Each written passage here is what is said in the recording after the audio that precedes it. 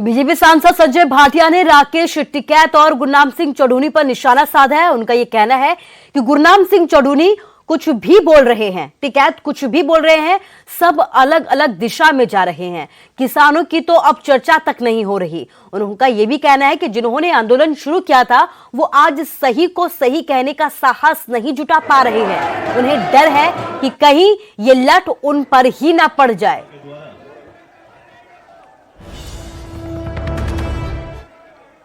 और आज आप देखो विरोधाभास, मेरे को तो देखो जो सोशल मीडिया और मीडिया से नॉलेज मिलती है, गुरनाम सिंह चढ़ूनी कुछ बोल रहे हैं, राकेश टिकैत कुछ बोल रहे हैं, कोई कुछ आ रहा है, कोई किस दिशा में जा रहा है, कोई किस दिशा में जा रहा है। कानूनों की तो चर्चा ही नहीं कर रहे भाई, कानून में क्या गलत हो गया वही समझा दो। हमें नहीं समझाते, हम गलत हो सकते हैं, हम पक्षपाती हो सकते हैं। आप तो मीडिया के लोग तो पक्षपाती नहीं हो। और इसके साथ ही हिमाचल में कोरोना कर्फ्यू 14 जून तक बढ़ा दिया गया है। जो बंदिशें प्रदेश में लागू हैं वो 14 जून की सुबह 6 बजे तक जारी रहेंगी। परिवहन सेवाओं को भी बहाल नहीं किया जाएगा। फिलहाल के लिए प्रदेश में 14 जून तक बसें नहीं चलाई जाएंगी। इसके अलावा सभी शैक्षणिक संस्थानों को भी अभी अनिश्चितकालीन के लिए बंद किया गया है। सरकार की ओर से जारी आदेशों के तहत आगामी आदेशों तक शैक्षणिक संस्थानों को बंद रखने का फैसला लिया गया है।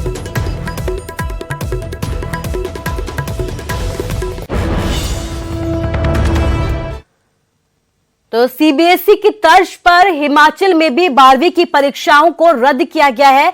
सरकार ने छात्रों को प्रमोट करने का फैसला लिया है। कैबिनेट की तरफ से यह फैसला लिया गया। हालांकि अभी ये तय नहीं हो पाया है कि छात्रों को पास करने का आधार क्या कुछ रहेगा।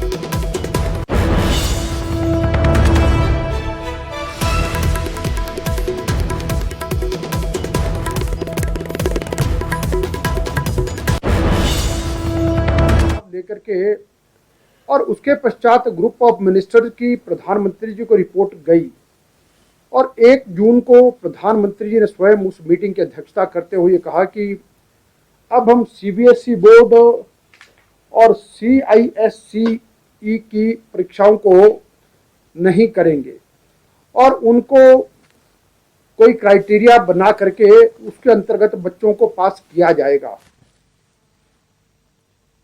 सुझाव लेकर के और उसके पश्चात ग्रुप ऑफ मिनिस्टर की प्रधानमंत्री जी को रिपोर्ट गई और 1 जून को प्रधानमंत्री जी ने स्वयं उस मीटिंग की अध्यक्षता करते हुए कहा कि अब हम सीबीएसई बोर्ड और सीआईएससीई की परीक्षाओं को नहीं करेंगे और उनको कोई क्राइटेरिया बना करके उसके अंतर्गत बच्चों को पास किया जाएगा।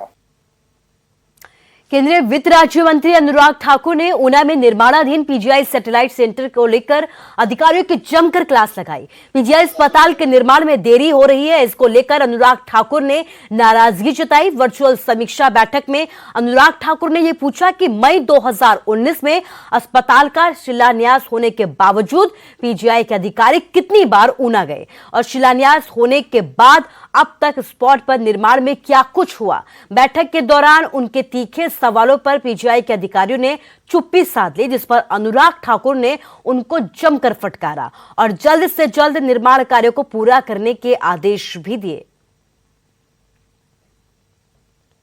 प्रशासनिक अधिकारी और पीजीआई के अधिकारी उसमें जुड़े थे, डायरेक्टर से कंस्ट्रक्शन बैंक तक उनके सभी अधिकारी थे।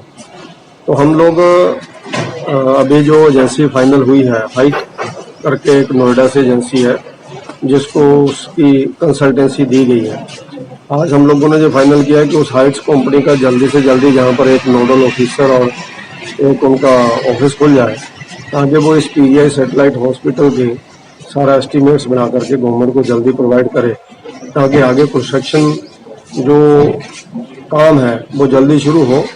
और उसके साथ साथ बाउंड्री वाल का काम थोड़ा सा भी रुका पड़ा है, वो बाउंड्री वाल का काम भी जल्दी कंप्लीशन हो। इन सारी चीज़ों के ऊपर चर्चा हुई है और हमें उम्मीद है कि हम आने वाले समय में उस एजेंसी के आने के बाद इसके एस्टीमेट्स जो भी बनने हैं, इसकी जो ग्राउंड वर्क होना है, उसके लिए जल्दी से जल्दी हम लोग कोशिश करेंगे। हिमाचल बीजेपी के चीफ व्हिप और जुब्बल कोटखाई से विधायक नरेंद्र बरागटा का आज अंतिम संस्कार किया जाएगा। उनके पैतृक गांव टहटोली में उन्हें अंतिम विदाई दी जाएगी। शनिवार को चंडीगढ़ पीजीआई में नरेंद्र बरागटा ने अंतिम सांस ली। वो बीते 15 दिन से चंडीगढ़ पीजीआई में भर्ती थे और दिल की बीमारी से ग्रसित थे। नरेंद्र बरागटा को 13 अप्रैल को कोरोना संक्रमित पाया गया था। इसके बाद से ही उनकी सेहत लगातार खराब होती जा रही थी।